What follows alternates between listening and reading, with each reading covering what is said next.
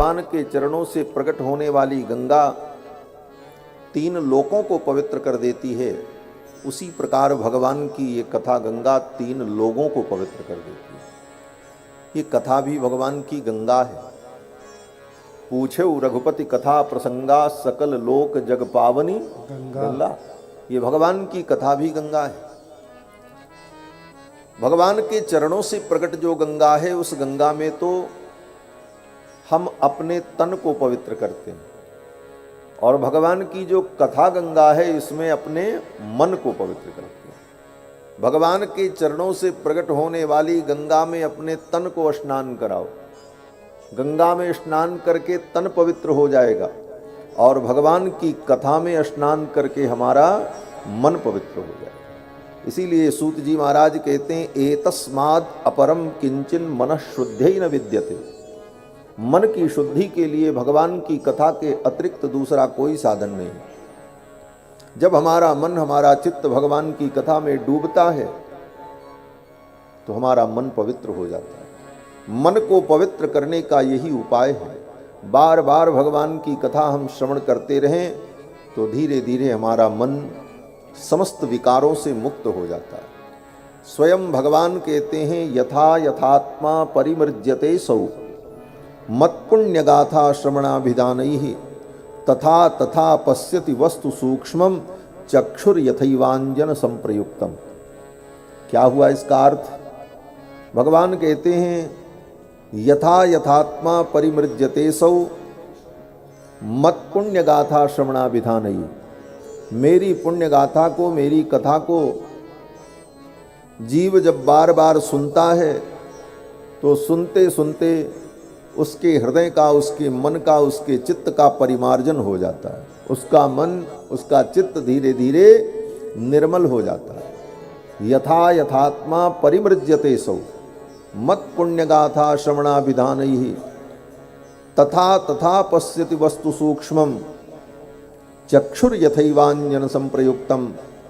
और कथा सुनते सुनते, कथा गंगा में मन को स्नान कराते कराते जब मन निर्मल हो जाता है, चित्त निर्मल हो जाता है, तब मेरे वास्तविक स्वरूप का उसे अनुभव होता है।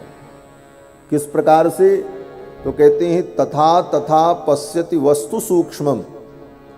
उसे सूक्ष्म से सूक्ष्म वस्तु जो परमात्म तत्व है, उसका उसे दर्शन होने लगता है। किस प्रकार से?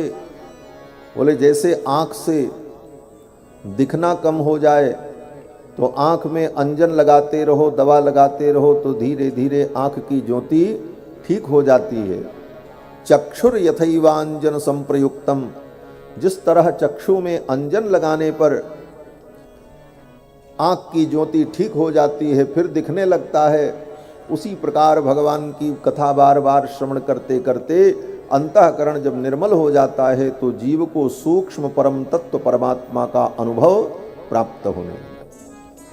बड़े बड़े वेद वेदांत की पंक्तियों को, बड़े बड़े शास्त्रों को पढ़ करके, पूरे जीवन अभ्यास करके जिस तत्व को बड़े बड़े ज्ञानी प्राप्त करते हैं, साधारण व्यक्ति भगवान की कथा सुनते सुनते धीरे धीरे उस तत्व को प्राप्त कर लेता है। सारे शास्त्र पुराणों का परम तात्पर्य भगवान ही है। समस्त शास्त्रों का परम तात्पर्य भगवान श्री हरि है, और सभी शास्त्रों में भगवान हरि की ही महिमा का वर्णन किया गया है। वेदे रामायणे चैव पुराणे भारते तथा आदि मध्ये तथा चान्ते हरि सर्वत्र गीयते। वेद में, पुराण में, रामायण में, सर्वत्र आदि मध्य अंत में भगवान श्री हरि की ही महिमा का वर्णन किया गया। राजा परीक्षित ने प्रश्न किया, सुखदेव जी बड़े प्रसन्न हुए, और श्री सुखदेव जी वर्णन करते हैं, कल की कथा में आप सभी लोगों ने श्रवण किया। एसी कम करो भैया, फिर कहे थे, फिर चालू करो, यहाँ की कम करो।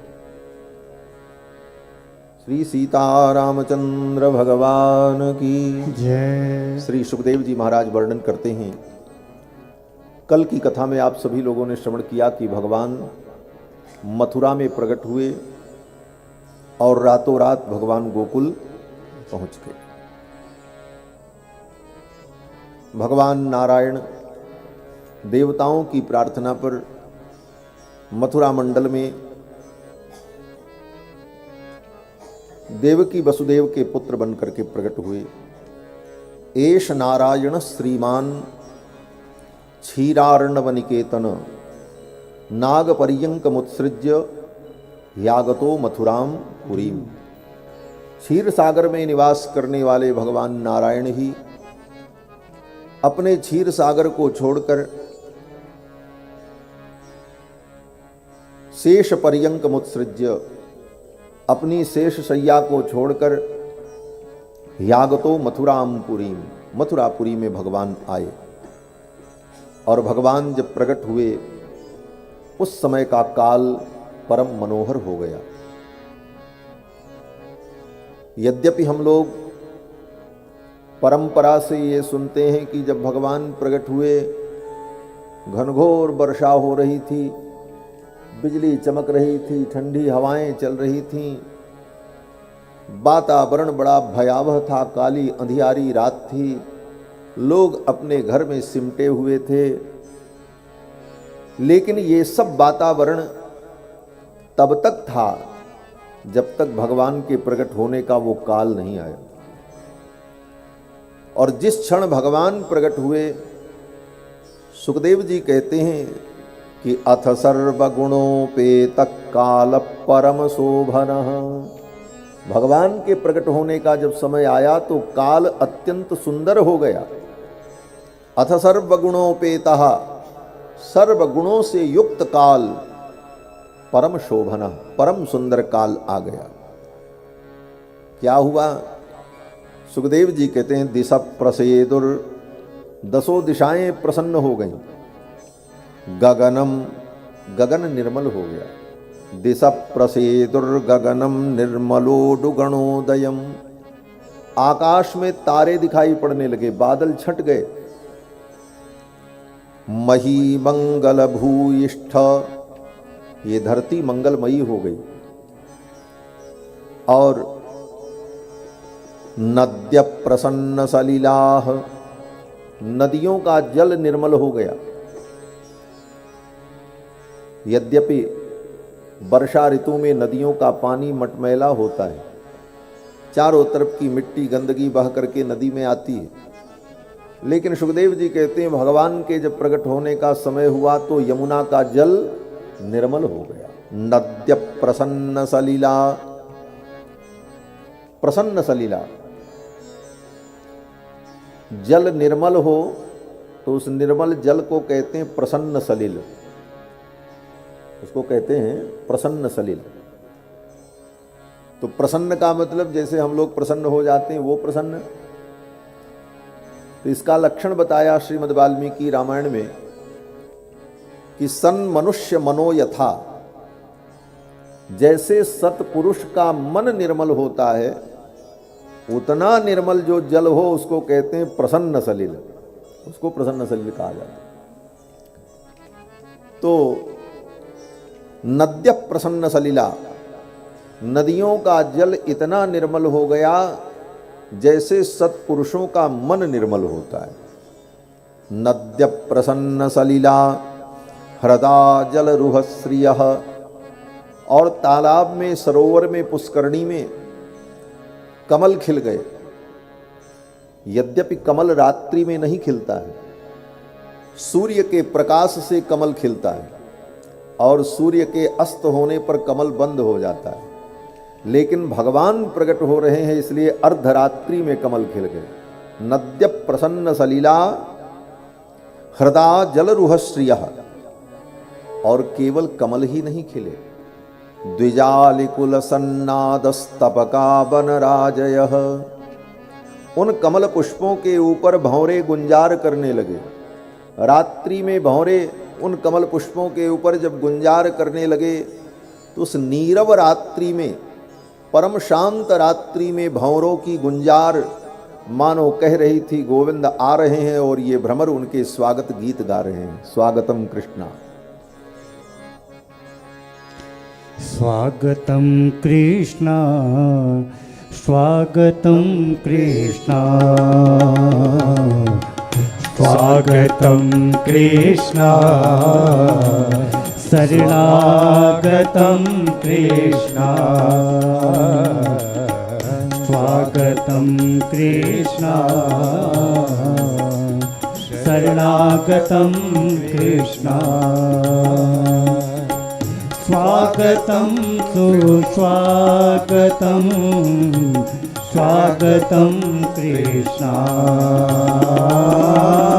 स्वागतं सुस्वागतं स्वागतं कृष्ण स्वागतं कृष्ण शरणागतं कृष्ण स्वागतं कृष्ण शरणागतं कृष्ण शरणागतं कृष्ण शरणागतं कृष्ण।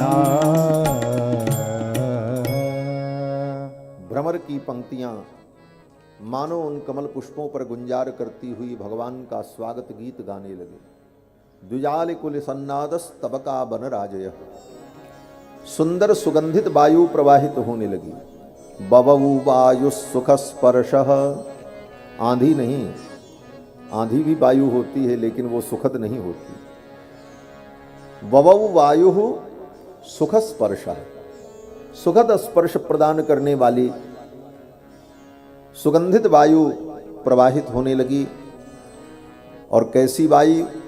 बोले पुण्य गंधवः शुचि, सुंदर सुगंधित गंध को लेकर के वायु प्रवाहित होने लगी। पूरा ब्रजमंडल सुगंधित हो गया।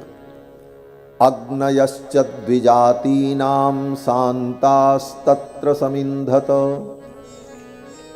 मथुरा मंडल के जितने ब्राह्मण थे उन ब्राह्मणों के घर में जो पवित्र अग्निहोत्र की अग्नि थी वह अग्नि अर्धरात्रि में अपने आप प्रज्वलित हो गई। जब भगवान के प्रकट होने का समय,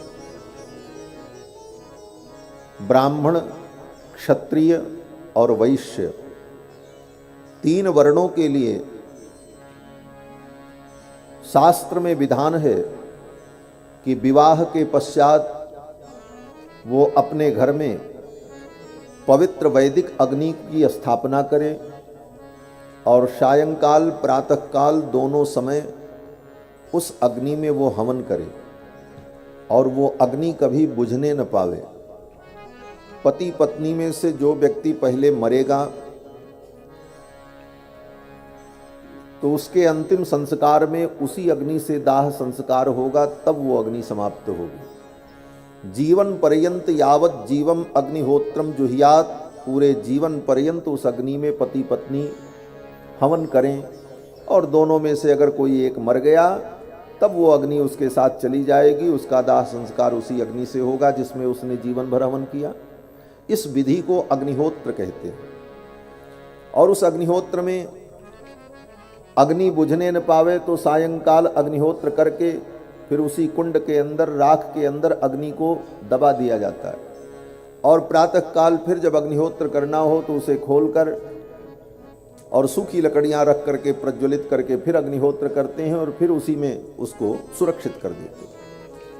लेकिन यहाँ पर सायंकाल ब्राह्मणों ने अग्निहोत्र किया और अपने अपने घर में अग्नि को कुंड में सुरक्षित रखा था। जिस समय भगवान प्रकट हुए अर्धरात्रि में वो अग्नि अपने आप प्रज्वलित हो गई। वेदव्यास जी कहते हैं अग्नयश्च द्विजातीनां शांतास्तत्र समिन्धत, उन द्विजातियों के कुल में जो अग्नि थी, शांत थी, वो अर्धरात्रि में प्रज्वलित हो गई। क्यों? बोले भगवान यज्ञ पुरुष आ रहे हैं। यज्ञ पुरुष भगवान के स्वागत में अग्नि देवता भी प्रज्वलित हो गए। जायमाने जने तस्मिन्ने दुर्दुन्दुभयो दिवि, भगवान कृष्ण के प्राकट्य काल में आकाश में देवताओं ने दुंदुभी बजाई। जगुः किन्नर गंधर्वाः, किन्नर व गंधर्व ये सब नृत्य करने लगे, नाचने लगे। और मुमुचुर्मुनयो देवा सुमनांसि मुदान्विताः। देवता और ऋषि मुनि आकाश में प्रकट होकर पुष्प की वर्षा करने लगे। भगवान जब प्रकट हुए तो उस प्रकट होने के काल में वातावरण ऐसा सुंदर मनोहर हो गया। पहले तो बड़ा भयानक वातावरण था, लेकिन जब भगवान के प्रकट होने का समय आया तब ऐसी दिव्यता आई। और बाद में भगवान जब गोकुल के लिए चले गए, वसुदेव जी भगवान को पहुंचा करके लौट आए, उसके बाद फिर वातावरण वैसा ही हो गया, तूफान, आंधी, बिजली, वर्षा, सब कुछ। उतनी देर के लिए वातावरण बड़ा ही दिव्य और अद्भुत हो गया। सुखदेव जी कहते हैं, राजन, देवक्याम देवरूपिण्याम विष्णु सर्वगुहाशयः। देवक्याम देवरूपिण्याम, देवरूपिणी जो देवकी हैं, उनके गर्भ में भगवान आए, उनके पुत्र बने। कौन से भगवान? तो कहते हैं विष्णु सर्वगुहाशयः, भगवान विष्णु। विष्णु का मतलब होता है जो सर्वत्र व्याप्त हो, उसको विष्णु कहते हैं। विष्णु का मतलब व्यापनोतीत विष्णु हो, जो कण कण में व्याप्त है उसको विष्णु कहा जाता है। विष्णु शब्द का यही अर्थ होता है जो व्यापक तत्व हो, व्यापक तत्व को विष्णु कहते हैं। सर्वगुहाशय, सर्व माने समस्त वस्तुएं, और उन समस्त वस्तुओं के अंदर जो बैठा है वो कौन है? बोले सर्वगुहाशय विष्णु सर्वगुहाशय। ये कब बैठे भगवान सब वस्तुओं में? तो वेदों में वर्णन है कि तत्सृष्ट्वा तदेवानुप्राविशत्, संपूर्ण सृष्टि को उत्पन्न करने के बाद अंतर्यामी रूप से भगवान संपूर्ण सृष्टि में जड़ चेतन में प्रविष्ट हो गए। तत्सृष्ट्वा तदेवानुप्राविशत् सच्चत्यभवत्, संपूर्ण सृष्टि को उत्पन्न करके भगवान सृष्टि के प्रारंभ में सभी जड़ चेतन वस्तुओं में अंतर्यामी रूप से प्रविष्ट हो गए। इसी कारण से भगवान का नाम विष्णु है। व्यापनोतीति विष्णु, जो सर्वत्र व्याप्त है। भगवान प्रकट हुए और फिर वसुदेव जी भगवान को लेकर गोकुल गए और गोकुल में नंद बाबा के यहाँ अपने बालक को पहुंचा दिया। दूसरे दिन नंद बाबा के यहाँ महान उत्सव हुआ। नंदस्त्वात्मज उत्पन्ने जाता ह्लादो महामनाः, आहूय विप्रान वेदज्ञान स्नात सुचिर अलंकृत। नंद बाबा ने सुंदर विद्वान ब्राह्मणों को बुलाकर उन ब्राह्मणों के द्वारा स्वस्ति वाचन कराया और पितरों का पूजन किया, नांदी मुख श्राद्ध किया और अपने बालक का जात कर्म संस्कार किया। नंदस्त्वात्मज उत्पन्ने जाता ह्लादो महामनाः, आहूय विप्रान वेदज्ञान स्नात सुचिरलंकृतः। वेदज्ञ विद्वान ब्राह्मण को बुलाकर नंद बाबा ने स्वस्ति वाचन कराया। वाचयित्वा स्वस्त्ययनं जात कर्मात्मजस्य वै, कारयामास विधिवत् पितृदेवार्चनम तथा। जात कर्म संस्कार किया बालक का और नांदी मुख श्राद्ध किया, पितरों का पूजन किया। बालक के जन्म के पश्चात जो प्रथम संस्कार होता है उसका नाम जात कर्म संस्कार है।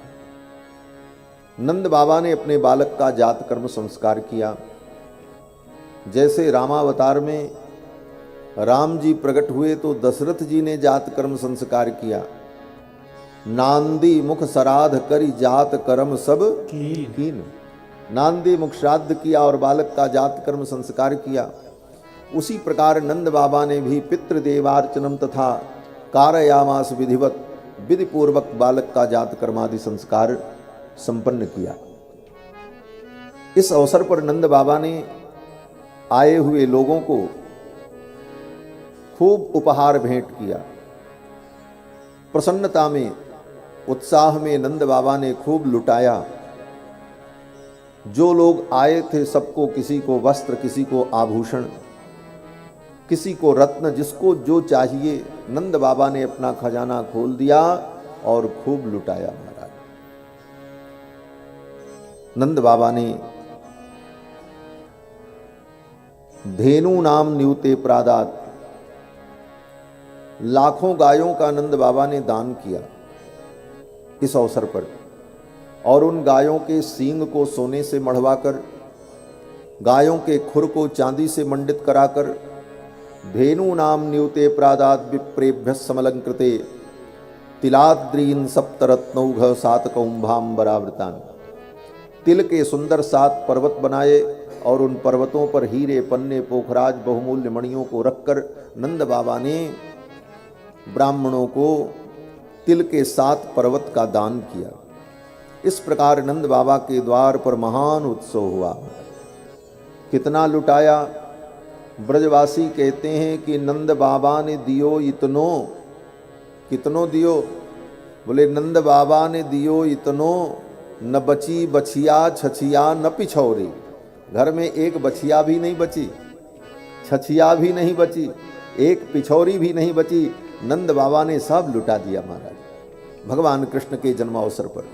जैसे अयोध्या में राम जी के प्रकट होने पर दशरथ जी ने अपना खजाना खोल दिया और सब लुटा दिया महाराज। सर्वस दान दीन सब काहू, सर्वस दान दीन सब काहू, यही पावा राखा नहीं ताऊ, यही पावा राखा नहीं ताऊ, सर्वस दान दीन सब काहू, सर्वस दान दीन सब काहू, सर्वस दान दीन।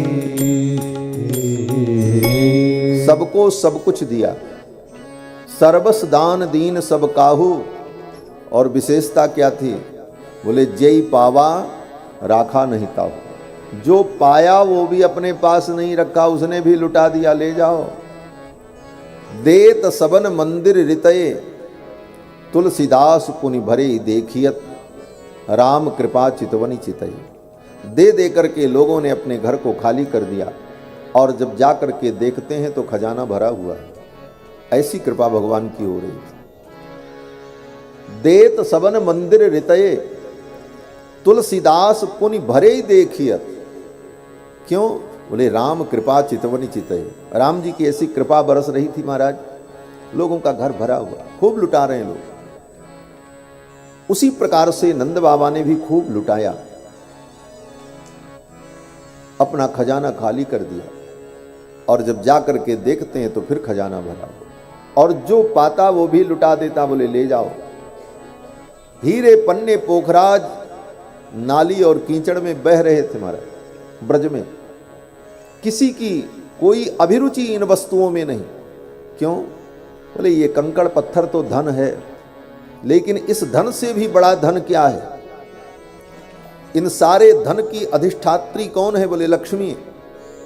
और लक्ष्मी भी भगवान के जिन चरणों को अपना धन समझती है, वो चरण जिसको मिल जाए। ब्रजवासियों के परम धन तो भगवान गोविंद है। आज इस कंकड़ पत्थर के धन में किसी की कोई आसक्ति नहीं थी, क्योंकि सबको परम धन मिल गए थे। भगवान तो परम धन है। मीरा जी कहती न, पायो जी मैंने राम रतन धन पायो। भगवान ही परम धन है। श्री यामुनाचार्य स्वामी जी महाराज आलवंदार स्तोत्र में कहते हैं कि धनम मदीयम तव पाद पंकजम कदानु साक्षात करवाणी चक्षुषा। भगवान के चरणारविंद ही भक्तों के परम धन है। भक्तों के परम धन भगवान है, और भगवान को पाकर ब्रज के लोग बड़े आनंदित। धन की तरफ किसी की दृष्टि नहीं, सब तो आनंद सागर में डूब रहे थे। धीरे धीरे ये समाचार सर्वत्र पूरे ब्रज में फैल गया, अब आज के जैसी तो व्यवस्था नहीं थी कि तुरंत मैसेज डाल दो ग्रुप में, सबको पता चल जाए, हैं? अब तो थोड़ी देर में ही सारा काम हो जाता। लेकिन उस जमाने में एक दूसरे से संदेश मिलता था, और वो भी कहाँ बोले, मुख्य मुख्य जगहों पर, नदी के तट पर प्रातः काल जब सब लोग स्नान करने के लिए एकत्रित होते थे तो एक दूसरे का दुख सुख पता चलता था। मंदिरों में एकत्रित होते तो मंदिरों में एक दूसरे के दुख सुख की चर्चा हो जाती और पता चल जाता क्या हुआ क्या नहीं हुआ।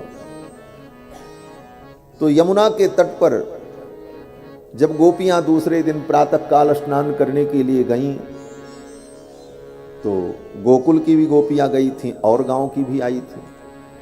वहां पर उन गोपियों को पता चला, अरे नंद बाबा के घर में बालक प्रकट हुआ है, बड़ा भारी उत्सव हो रहा है। अब तो इस प्रकार जब समाचार मिला तो सभी गोपियां उत्साह में प्रसन्न होकर नंद बाबा को बधाई देने के लिए चल पड़ी।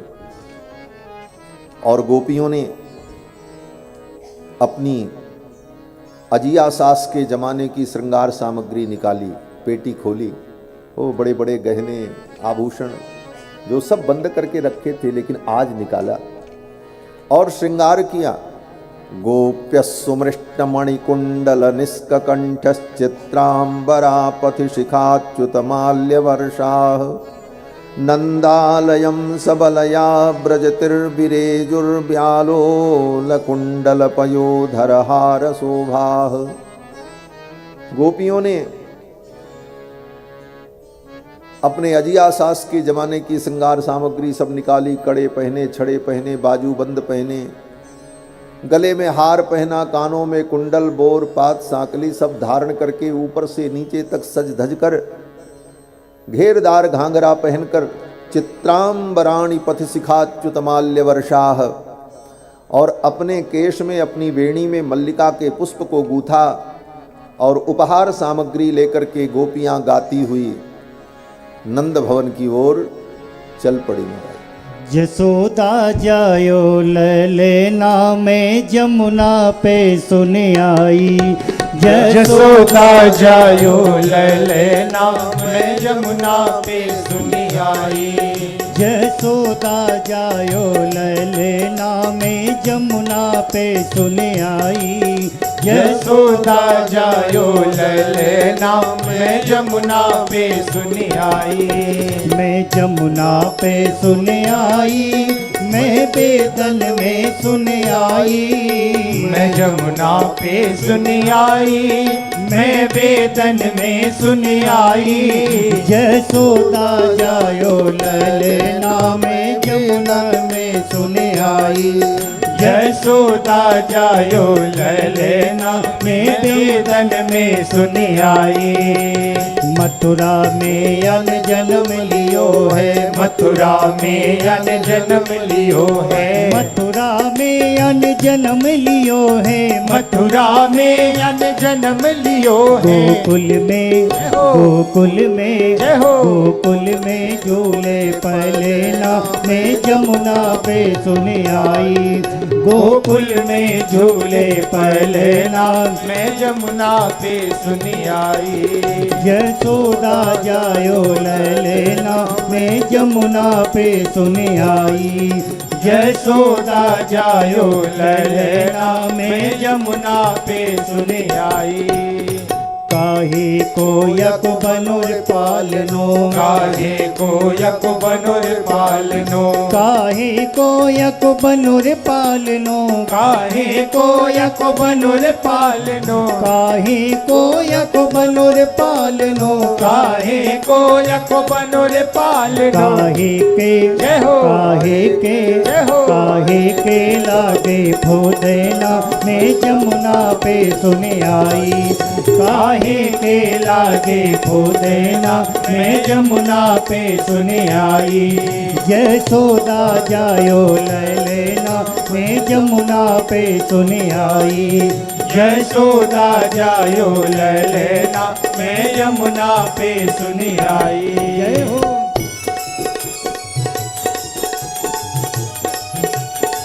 जय हो।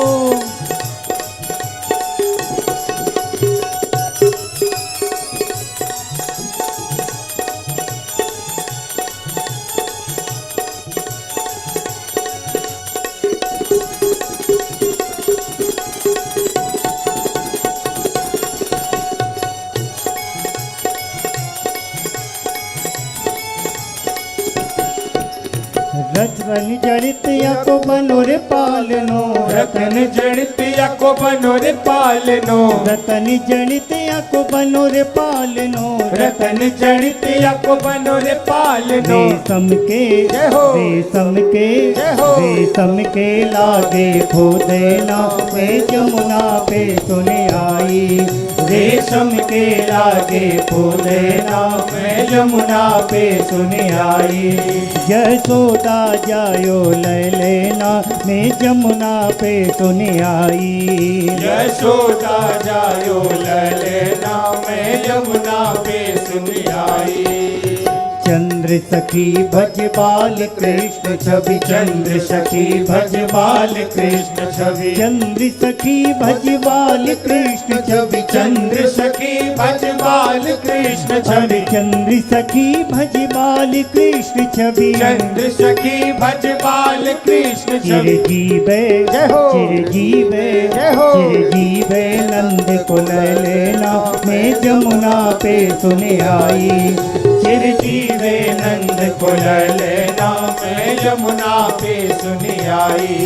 यशोदा जायो ले लेना मैं जमुना पे सुने आई, यशोदा जायो ललेना मैं यमुना पे सुन आई। मैं जमुना पे सुने आई, मैं वेदन में सुने आई, मैं यमुना पे सुन आई, मैं वेदन में सुन आई। मैं जमुना पे सुने आई सखीरी वेदन में सुने आई, मैं यमुना पे सुन आई सखी, मैं वेदन में सुन आई। यशोदा जायो ले लेना मैं जमुना पे सुने आई, यशोदा जायो ललेना मैं यमुना पे सुन आई। मैं जमुना पे सुने आई, मैं यमुना पे सुन आई। मैं वेदन में सुने आई, मैं वेदन में सुन आई। बोलो श्री बालकृष्ण लाल की जय। श्री कृष्ण जन्म महोत्सव की जय। जय जय श्री राधे श्याम। सभी गोपियों ने नंद बाबा के द्वार पर पहुंचकर बधाई दी, आशीर्वाद दिया कन्हैया को। चंद्र सखी भज बाल कृष्ण छवि, चिरजीवे नंद को ललना, नंद का लाला चिरंजीवी हो, ये आशीर्वाद दिया गोपियों ने। सुखदेव जी कहते हैं कि ता आशीष प्रयुंजाना चिरम पाहीति बालके। गोपियों ने आशीर्वाद दिया, हे नंद बाबा आपका बालक चिरंजीवी हो, दीर्घायु हो। और एक दूसरे के ऊपर हल्दी कुमकुम दही दूध गोप ग्वाल बाल फेंकने लगे। हरिद्रा चूर्ण तैलाद भी सिंचंत्यो जनमुज्जगुः। हल्दी तेल दही दूध घी एक दूसरे के ऊपर सब फेंकने लगे और देखते देखते नंद बाबा के द्वार पर दूध दही का कीचड़ हो गया, मानो दधिकांदव हो गया। और उसी में सब छटक छटक करके गिर रहे हैं, उठ रहे हैं, हंस रहे हैं, नाच रहे हैं, अद्भुत आनंद होगा। और ये उत्सव कई दिनों तक चला। सब ने खूब बाजे बजाए महाराज, किसी ने शंख बजाया, किसी ने घड़ियाल बजाया, किसी ने सारंगी बजाई।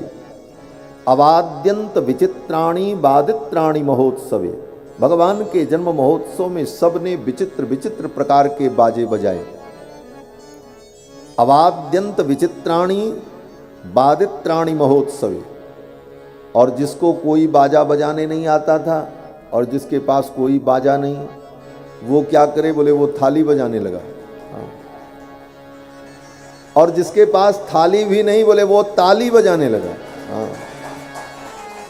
इस प्रकार सभी लोगों ने बड़े धूमधाम से उत्सव मनाया। उत्साह ही उत्सव है। भगवान के मंगलमय प्रसंग में हमारे हृदय में उत्साह हो तो उस उत्साह से ही उत्सव का आनंद होता है। उत्साह पूर्वक सभी ने उत्सव मनाया। कृष्णे विश्वेश्वरे नंते नंदस्य ब्रजमागते, विश्वेश्वर भगवान कृष्ण नंद ब्रज में आए तो महान उत्सव हुआ। और इधर कंस ने योजना बनाई, कंस ने अपने सेवकों से कहा कि वसुदेव जी की 8वीं संतान कन्या हुई, वो भी आकाश में चली गई। जाते जाते उस कन्या ने कहा था, तू मुझे क्या मारेगा, तेरा शत्रु तो ब्रज में कहीं पैदा हो चुका है। तो उस कन्या की बात अगर हम सत्य माने तो हमारा शत्रु कहीं पैदा हो गया है, उसका कैसे पता लगाया जाए, उसे कैसे समाप्त किया जाए। तो कंस की सभा में एक राक्षसी थी जिसका नाम था पूतना। पूतना ने कहा, महाराज पता लगाने की जरूरत नहीं है, पता लगाने में बहुत देर हो जाएगी। अगर हम शत्रु का पता लगाएंगे तो शत्रु सावधान हो जाएगा, जब तक शत्रु सावधान हो उसके पहले उसे समाप्त कर देना चाहिए। कंस ने कहा, पता ही नहीं है कहाँ पैदा हुआ है, कौन है। पूतना ने कहा, महाराज पता लगाने की जरूरत भी नहीं, आपका शत्रु अगर कहीं पैदा हुआ होगा तो ज़्यादा से ज़्यादा 1 महीने का हो। 1 महीने के अंदर जितने बच्चे पैदा हुए पूरे ब्रजमंडल में सबको मार दिया जाए, उसी में वो भी मर जाएगा, पता लगाने की क्या जरूरत। कंस ने कहा, पूतना ये तेरी योजना तो बड़ी अच्छी है, लेकिन इतने बच्चों की हम हत्या करेंगे तो प्रजा हमारा विरोध करेगी। पूतना ने कहा, महाराज आपको पता ही नहीं चलेगा, प्रजा को पता ही नहीं चलेगा कि ये बच्चों की हत्या आपने करवाई। कंस ने कहा, कैसे। पूतना ने कहा, ये कार्य मैं करूंगी, अपने स्तन में कालकूट विष लगा करके सुंदर वेश धारण करके गांव की गलियों में घूमूंगी और एक एक बच्चों को मैं अपना दूध पिलाऊंगी। दूध के पास साथ साथ विष पी करके बच्चे मर जाएंगे, आपके ऊपर किसी को संदेह नहीं होगा। कंस ने कहा, पूतना ये तेरी योजना तो बड़ी अच्छी है। पूतना ने कहा, महाराज बस कल प्रातः काल से इस कार्य में मैं लग जाती हूं। और पूतना बच्चों की हत्या करने के लिए चल पड़ी। और इधर नंद बाबा ने अपने गोप ग्वाल बालों को बुलाया और कहा, देखो भैया, हम सब राजा कंस के अधीन हैं, प्रतिवर्ष राजा कंस को कर देते हैं, इस वर्ष का कर अभी दिया नहीं गया है और समय से कर का भुगतान नहीं होगा तो कंस के सिपाही सैनिक कर वसूल करने के लिए यहां आएंगे। और अगर उन्हें पता चल गया कि वसुदेव जी की बड़ी पत्नी रोहिणी मेरे घर में रहती है, वसुदेव जी का एक बेटा रोहिणी का पुत्र भी मेरे घर में है,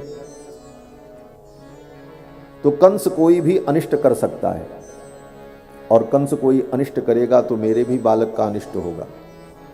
इसलिए कंस के सिपाही सैनिक कर लेने के लिए यहां आवें, उससे पहले मथुरा जाकर के हमें कंस का कर दे देना चाहिए। गोप ग्वाल बालों ने कहा, ठीक है महाराज। नंद बाबा ने कहा, तुम लोग सावधानी पूर्वक गोकुल की रक्षा करो, मैं मथुरा जा रहा हूं कंस का कर देने के लिए। नंद बाबा मथुरा के लिए चल पड़े। गोपान गोकुल रक्षायाम निरूप्य मथुराम गतः नंदः कंसस्य वार्षिक्यम करम दातुम कुरुद्वः। कंस का वार्षिक कर देने के लिए नंद बाबा मथुरा के लिए चल पड़े। गोप ग्वाल बालों को गोकुल की रक्षा में नियुक्त कर दिया। मथुरा आए और मथुरा आकर के नंद बाबा ने कंस को कर दिया। और नंद बाबा ने सोचा, इतनी दूर आए हैं तो वसुदेव जी से मिल लें। इधर वसुदेव जी को भी पता चला कि नंद बाबा मथुरा में किसी काम से आए हुए। वसुदेव जी ने सोचा, नंद बाबा से भेंट हो जाए तो पुत्रों का समाचार मिल जाएगा। फिर तो नंद बाबा और वसुदेव जी की भेंट हुई। नंद बाबा ने वसुदेव जी को समझाया। नंद बाबा ने कहा, भैया मैंने सुना है आपके बहुत से पुत्रों को कंस ने मार डाला। एक कन्या हुई थी, वो कन्या भी आकाश में चली गई। ये सब सुन करके मुझे बहुत दुख हुआ। लेकिन हे भैया, प्रारब्ध का जो विधान है, विधि का जो विधान है, वो तो हो करके ही रहता है। जो व्यक्ति इस बात को समझ लेता है उसका मोह नष्ट हो जाता है। नंद बाबा ने कहा, अदृष्टमात्मनस्तत्वम यो वेद न समुह्यति। जो व्यक्ति अपने प्रारब्ध को कारण मान लेता है उसे मोह नहीं होता। ये प्रारब्ध था, ये विधि का विधान था। ये सब बातें कह करके नंद बाबा वसुदेव जी को समझा रहे थे, लेकिन वसुदेव जी को ये सब बातें अच्छी नहीं लग रही थी। क्यों? ले वसुदेव जी को लग रहा था कि मेरे दो दो बेटे इनके घर में, और ये अपना घर छोड़ करके यहाँ मथुरा घूम रहे हैं और हमको प्रवचन सुना रहे हैं। कहीं मेरे बेटों का अनिष्ट न हो जाए, कहीं वहाँ कोई अमंगल न हो जाए, और अगर कोई अमंगल हुआ, कोई घटना घटित हुई तो कौन संभालेगा? ये तो मथुरा में घूम रहे हैं। इस स्नेह के कारण वसुदेव जी महाराज से रहा नहीं गया, और वसुदेव जी ने नंद बाबा से कहा, बस अब आप ये प्रवचन बंद करो, आप जाओ गोकुल, करो वही वार्षिको दत्तो राज्ञे दृष्टा वयंच वह। राजा कंस का आपने वार्षिक कर दे दिया, हमारी आपकी मुलाकात भी हो गई, अब यहाँ रुकना ठीक नहीं है, आप जल्दी से गोकुल चले जाओ। नेहस्थेयं बहुतिथं सन्त्युत्पाताश्च गोकुले। गोकुल में कोई महान उत्पात होने वाला है, आप जल्दी से गोकुल जाओ, आपका गोकुल पहुंचना बहुत जरूरी है। ये कह करके वसुदेव जी महाराज ने नंद बाबा को गोकुल के लिए विदा कर दिया। नंद बाबा तो चले, लेकिन रास्ते में सोचने लगे, वसुदेव जी की वाणी कभी मिथ्या नहीं होती। वसुदेव जी ने कहा है कोई उत्पात होगा, क्या होगा? ये सब सोचकर नंद बाबा का मन व्यथित होने लगा और मन में व्याकुलता हुई, जल्दी से मैं गोकुल पहुंच जाऊं। और नंद बाबा जब चले तो रास्ते में विचार करने लगे कि नंदः पथि वच सौरेर न मृषेति विचिंतयन। सूरसेन के पुत्र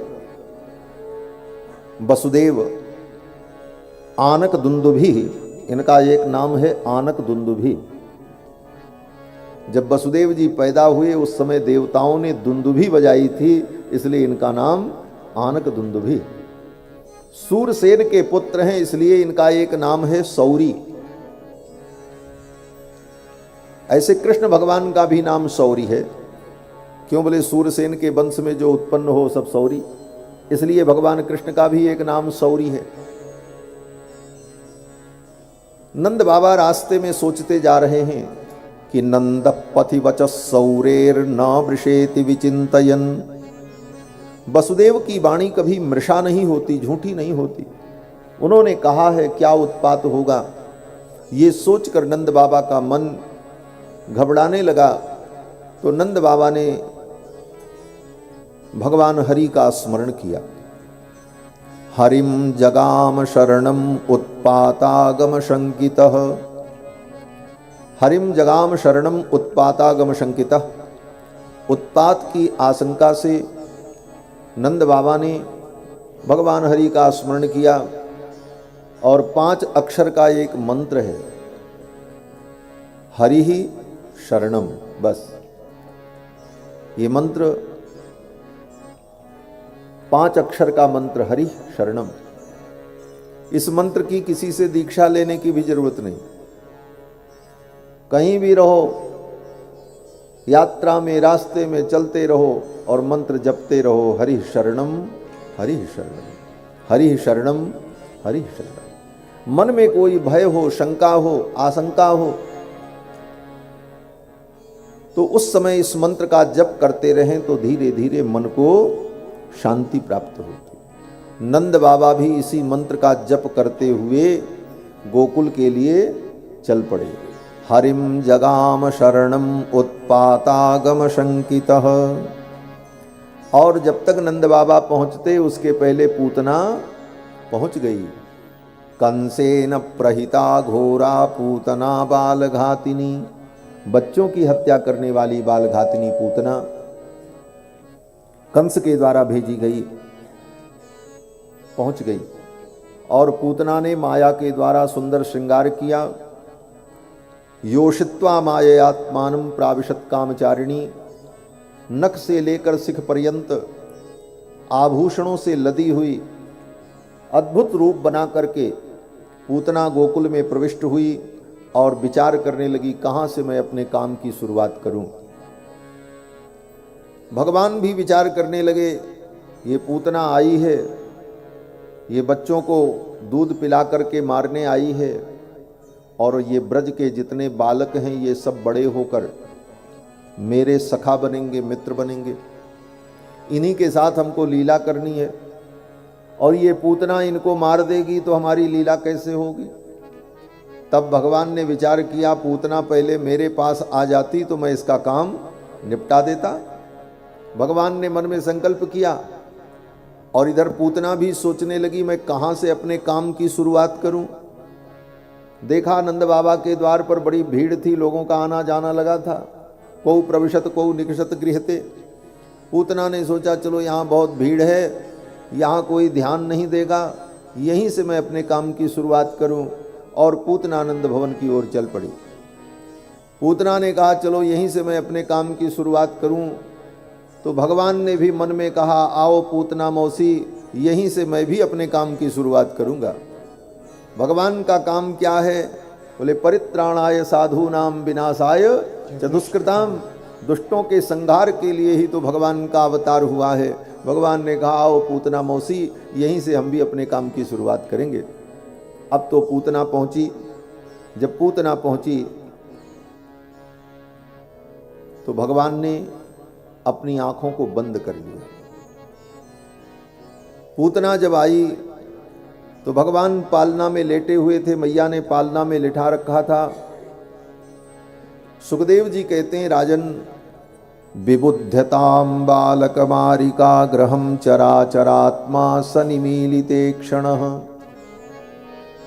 विबुध्यतां बालकमारिका ग्रहं, बालकों की हत्या करने वाली, विबुध्यतां बालकमारिका ग्रहं चराचरात्मा सनिमीलिते क्षण। चराचरात्मा भगवान गोविंद ने अपनी आंखों को बंद कर लिया, पूतना को देखा ही नहीं। क्यों नहीं देखा? बोले भगवान ने सोचा ऐसी पापिनी का मुख देखना भी पाप है, जो बच्चों की हत्या करे। ऐसी पापिनी का मुख क्या देखें, इसलिए भगवान ने अपनी आंखों को बंद कर लिया। और भगवान ने इसलिए भी आंखें बंद कर ली कि भगवान के नेत्रों में करुणा और कृपा का निवास है। भगवान ने सोचा मैं पूतना को देखूंगा तो कहीं मुझे दया आ गई, करुणा आ गई तो इसका वध कैसे होगा, इसलिए आंख बंद कर लेते हैं। जैसे व्यक्ति को कोई काम करना हो और उस काम को करने का मन न हो लेकिन ज़बरदस्ती करना ही पड़े तो व्यक्ति कहता है चलो आंख बंद करके ये काम हम कर देते हैं। भगवान ने भी आंख बंद कर ली। दूसरी बात, पूतना आई है और पूतना अपना दूध पिलाएगी भगवान को, और इस लीला में भगवान को पूतना का दूध पीना है, तभी ये लीला होगी। तो भगवान ने सोचा इस राक्षसी का दूध हम पिए, ये गंदी पापिनी, स्पर्श के भी योग्य नहीं, लेकिन ऐसी पूतना के स्तन को मुख में रखना पड़ेगा, दूध पीना पड़ेगा इस लीला में। तो भगवान को पूतना से घृणा आ रही थी, छूने का भी मन नहीं है कि उसका शरीर स्पर्श करें, लेकिन इस लीला में ये काम करना ही पड़ेगा भगवान को। तो भगवान ने सोचा चलो आंख बंद करके इस काम को निपटा देते हैं। पूतना आई और भगवान को उठा लिया गोद में। यशोदा और रोहिणी वहीं खड़ी थी। यशोदा जी ने देखा, रोहिणी ने देखा, लेकिन दोनों माताओं की हिम्मत नहीं हुई कि पूतना को रोक दें, टोक दें। क्यों? बोले किसी के घर में कोई अपरिचित महिला आ जाए और उसके घर के बच्चे को अपनी गोद में उठा ले, तो घर की गृहिणी का तो कर्तव्य है कि भाई पूछे तुम कौन हो, कहाँ से आई हो, क्यों मेरे बच्चे को उठा रही हो, क्या मतलब है। लेकिन यशोदा जी और रोहिणी जी पूछ नहीं पाई, देख रही थी। क्यों नहीं पूछ पाई? बोले नख से सिख तक इतना सजी हुई थी पूतना सोना चांदी हीरे पन्ने पहनी हुई थी। यशोदा रानी ने सोचा लगता है कोई राजरानी है, कौन बहुत बड़े घर की है, लेकिन कौन है ये तो पता नहीं है। अगर मैं इसको टोक दूंगी, रोक दूंगी तो कहीं इसको बुरा न लग जाए, इसे ये न लगे कि मेरा अपमान कर दिया, किसी बड़े घर की लगती है। इस संकोच के कारण यशोदा रानी और रोहिणी पूतना को कुछ कह न सकी और पूतना ने फट से कन्हैया को गोद में उठा लिया। और उठाने के बाद वहीं आंगन में पूतना बैठ गई और कन्हैया को अपने आंचल में ढक लिया और अपने पीन पयोधर को, विषसिक्त पयोधर को गोविंद के मुख में दे दिया। तस्मिन् स्तनं दुर्जर वीर्यमुल्बणं घोरांकमादाय शिशोर्ददावथ। शिशु कृष्ण को गोद में लेकर अपने विषसिक्त पयोधर को कन्हैया के मुख में जब दिया तो भगवान ने भी क्या किया। सुखदेव जी कहते हैं, राजन, भगवान गोविंद ने अपने नन्हे नन्हे हाथ से पूतना के पयोधर को पकड़ लिया। गाढ़म कराभ्याम भगवान प्रपीड्य तत्। भगवान ने कस करके अपने हाथों से पूतना के पयोधर को पकड़ लिया। गाढ़म कराभ्याम भगवान प्रपीड्य तत् प्राणैः समम रोष समन्वितो पिबत। रोष से समन्वित होकर भगवान पूतना के दूध के साथ साथ उसके प्राण को भी पीने लगे। क्यों कस करके पकड़ लिया भगवान ने? भगवान जानते हैं कि इसका दूध पीते पीते इसके प्राण का जब मैं पान करूंगा तो ये भागेगी, अगर भाग गई तो इसका उद्धार कैसे होगा, इसलिए भगवान ने पहले ही कस करके पकड़ लिया कि ये भागने न पावे। गाढ़म कराभ्याम भगवान प्रपीड्य तत्। देखो, जीव का उद्धार दो प्रकार से होता है, या तो जीव भगवान को कस करके पकड़ ले और या तो फिर भगवान जीव को कस करके पकड़। दो बातें, ये दोनों के उदाहरण हैं अलग अलग। जीव भगवान को पकड़ ले, कस करके उनके चरणों का आश्रय ले ले तो जीव तर जाएगा, और अगर जीव न पकड़ सका तो भगवान स्वयं कृपा करके उस जीव को पकड़ लें तो वो तर जाएगा। रामायण में वर्णन है कि जब राम जी वन की यात्रा पर जाने लगे तो लक्ष्मण जी ने भगवान की शरणागति की और लक्ष्मण जी ने भगवान के चरणों को कस करके पकड़ लिया। सभ्रातुश्चरणौ गाढ़म निपीड्य रघुनंदन। वहां भी इसी शब्द का प्रयोग किया वाल्मीकि जी ने।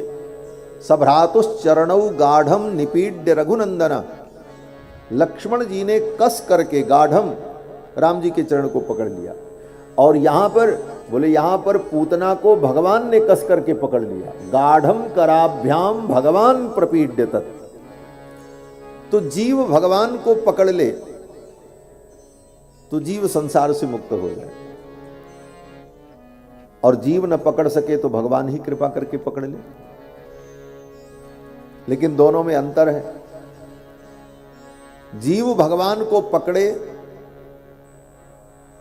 तो उद्धार तो होगा, लेकिन हो सकता है जीव की पकड़ कमजोर हो जाए, हम ठीक से न पकड़ पाएं। लेकिन भगवान अगर जीव को पकड़ लें, भगवान तो फिर छोड़ने वाले नहीं। ठाकुर जी पकड़ लें तो ठाकुर जी की पकड़ तो ढीली नहीं हो सकती, उनकी पकड़ कमजोर नहीं हो सकती। ठाकुर जी ने पूतना को कस करके पकड़ लिया। गाढ़म कराभ्याम भगवान प्रपीड्य तत् प्राणैः समम रोष समन्वितो पिबत। रोष से समन्वित होकर भगवान पूतना के दूध के साथ साथ उसके प्राण को भी खींचने लगे। जब प्राण को भी खींचने लगे तब पूतना चिल्लाने लगे। पहले तो उसने सहन किया कि चलो थोड़ी देर दुख होगा, लेकिन जब ज्यादा दुख होने लगा, क्यों बोले प्राण निकलता है तो बहुत दुख होता है। जन्मत मरत दुसह दुख होई। गोस्वामी जी महाराज वर्णन करते हैं रामायण में कि जन्म के समय और मृत्यु के समय जीव को अपार दुख होता है। जन्म के समय जो दुख होता है उसे जीव भूल जाता है, और मरते समय जो दुख होता है बोले वो बताने के लिए लौट करके आता नहीं है। तो कैसे पता चले? बोले जब मरोगे तब पता चलेगा, जब हम लोग मरेंगे तब पता चलेगा कितना दुख होता है। अभी तो शास्त्र के आधार पर ही विचार होगा। तो जन्मत मरत दुसह दुख होई, जन्मते समय मरते समय भयंकर दुख होता है। पूतना को भयंकर पीड़ा होने लगी। पूतना चिल्लाने लगी, छोड़ दे छोड़ दे। सा मुंच मुंचालमिति प्रभाषिणी। पूतना कहती मुंच मुंच, छोड़ छोड़। मुंच का एक अर्थ होता है छोड़ दो, और मुंच का एक अर्थ होता है मुक्त कर दो। भगवान ने कहा अच्छा तू मुक्ति चाहती है, ठीक है, मैं तुझको मुक्ति ही देने जा रहा हूं। संसार के समस्त दुखों से मैं तुम्हें मुक्त कर दूंगा, तू चिंता मत कर। पूतना कहती है छोड़ दे छोड़ दे। सा मुंच मुंचालमिति प्रभाषिणी। पूतना कहती छोड़ दे छोड़ दे। भगवान कहते हैं अरे पूतना मौसी, हम जल्दी किसी को पकड़ते नहीं, और पकड़ लें तो बिना बैकुंठ पहुंचाए छोड़ते नहीं। तुलसी बाह सपूत की जो धोखे छुई जात, आप निभावत जन्म भर पुत्रन ते कही जात। भगवान तो सपूत हैं। संसार के प्राणी किसी का हाथ पकड़ते हैं तो बीच में ही छोड़ देते हैं। संसार के लोग बीच में ही साथ छोड़ देने वाले हैं, लेकिन भगवान ही एक हैं जो अंत तक निभाने वाले हैं। भगवान ने कहा पूतना मौसी, हम जल्दी किसी को पकड़ते नहीं, और पकड़ लें तो बिना बैकुंठ पहुंचाए छोड़ते नहीं। अब तो तुझे बैकुंठ पहुंचाएंगे। पूतना ने देखा ये बालक तो मुझे मार डालेगा। सा मुंच मुंचालमिति प्रभाषिणी निष्पीड्यमानाखिल जीवमर्मिणी। फिर पूतना ने सोचा कि अब इसे लेकर के मैं मथुरा चलूं। अगर मैं मर भी गई और ये मथुरा पहुंच गया तो फिर तो कंस के सिपाही सैनिक इसको मार देंगे।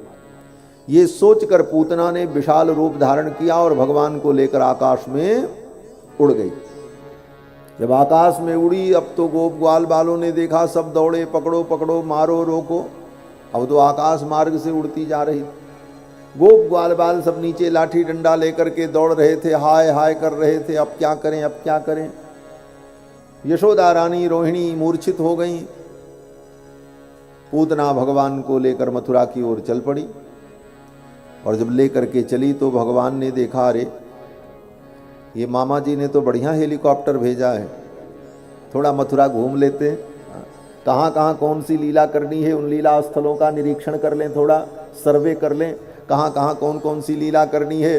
अब पूतना भगवान को लेकर के जब उड़ी तो पूतना भले भगवान को लेकर के उड़ी, लेकिन पूतना रूपी हेलीकॉप्टर की सारी नियंत्रण शक्ति तो भगवान के हाथ में थी। भगवान उसको जिधर घुमाते वो उधर घूम जाती महाराज, कभी इधर कभी उधर, पूरे मथुरा मंडल में उसको घुमाया और सर्वत्र भगवान ने सब स्थानों का मानो निरीक्षण किया। अंत में पूतना के संपूर्ण प्राण को भगवान ने खींच लिया। पूतना निष्प्राण होकर के ऊपर से नीचे गिरी धम। जहां पर पूतना गिरी वहां पर जितने वृक्ष थे सब टूट गए, नष्ट हो गए, और पूतना की छाती पर भगवान खेल रहे थे। गोप ग्वाल बाल गए और जाकर के भगवान को उठाया और लाकर के यशोदा रानी को दिया। यशोदा रानी ने कन्हैया को स्नान कराया। क्यों? बोले पूतना ने छू दिया है, राक्षसी ने स्पर्श कर दिया है, अब लाला रोएगा, इसे नींद नहीं आएगी, दूध नहीं पिएगा। इसलिए माता ने क्या किया? बोले यशोदा और रोहिणी दोनों माताओं ने पहले कन्हैया को स्नान कराया। किस चीज से स्नान कराया? सुखदेव जी कहते हैं गाय के मूत्र से स्नान कराया। गोमूत्रेण स्नापयित्वा पुनर्गोरजसार्भकम। गाय के मूत्र से स्नान कराया कन्हैया को, और फिर गाय के चरणों की मिट्टी लेकर पूरे शरीर में लगाई। फिर जमुना जल से स्नान कराया। फिर गाय का गोबर लेकर यशोदा रानी और रोहिणी दोनों माताएं कन्हैया के एक एक अंग में गाय के गोबर का टीका लगाती और भगवान का नाम लेती। नारायण मेरे बालक की रक्षा करें, गोविंद मेरे बालक की रक्षा करें, गोपाल मेरे बालक की रक्षा करें।